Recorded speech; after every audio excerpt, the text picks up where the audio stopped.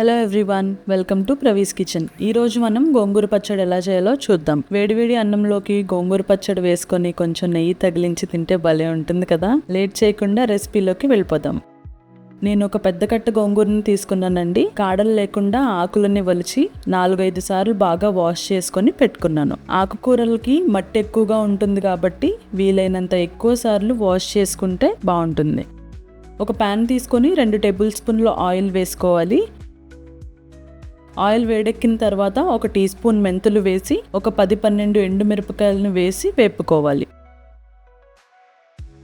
మెంతులు కానీ ఎండుమిరపకాయలు కానీ మాడిపోతే పచ్చడి టేస్ట్ అస్సలు బాగోదండి. కాబట్టి లో ఫ్లేమ్లో పెట్టి దగ్గరుండి మెంతులు ఎండుమిరపకాయల్లో నుంచి మంచి సువాసన వచ్చేదాకా వేపుకోవాలి.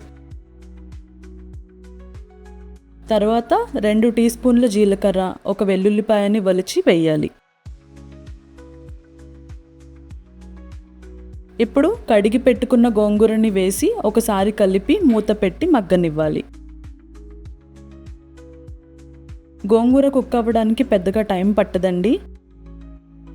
గోంగూర పులుపుని బట్టి అవసరమైతే కొంచెం చింతపండు వేసుకోండి. నేను ఇక్కడ 2 రెబ్బల చింతపండు వేసుకున్నాను. మీరు తీసుకున్న గోంగూర బాగా పుల్లగా ఉంటే చింతపండుని స్కిప్ చేసేయండి.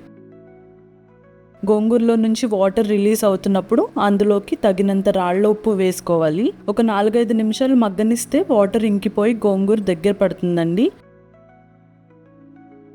అప్పుడు స్టవ్ ఆఫ్ చేసి గోంగూర మిశ్రమాన్ని చల్లారనివ్వాలి. చల్లారిన తర్వాత మిక్సీ జార్లోకి ట్రాన్స్ఫర్ చేసుకుని బరకగా గ్రైండ్ చేసుకుని పక్కన పెట్టుకోవాలి. మరీ పేస్ట్లా అయిపోతే బాగోదండి. ఒక 2-3 సార్లు పల్స్ చేసుకుంటే సరిపోతుంది. గ్రైండ్ చేసుకున్న గోంగూరని ప్యాన్లోకి ట్రాన్స్ఫర్ చేసుకోవాలి. ఒక ఉల్లిపాయని రోట్లో వేసి కచ్చా పచ్చాగా దంచుకుని గ్రైండ్ చేసుకున్న గోంగూరలో కలుపుకోవాలి. తినేటప్పుడు అక్కడక్కడ ఉల్లిపాయ ముక్కలు తగులుతుంటే భలే ఉంటుంది. మీకు అవైలబుల్గా ఉంటే కనుక గోంగూరని కూడా రోట్లో రుబ్బుకుంటే టేస్ట్ ఇంకా బాగుంటుంది. ఇప్పుడు గోంగూర పచ్చడికి తాలింపు పెట్టుకుందాం. ఒక చిన్న ప్యాన్లో 3 టీ స్పూన్ల ఆయిల్ వేసుకుని వేడయ్యాక 1 టీ స్పూన్ ఆవాలు, 1 టీ స్పూన్ జీలకర్ర వేసి వేగిన తర్వాత 1 టీ స్పూన్ పచ్చిశనగపప్పు, 1 టీ స్పూన్ మినప్పప్పు వేయాలి. అవి వేగిన తర్వాత 7-8 దంచి పెట్టుకున్న వెల్లుల్లి రెబ్బలు, 1 రెబ్బ కరివేపాకు వేసి కలపాలి.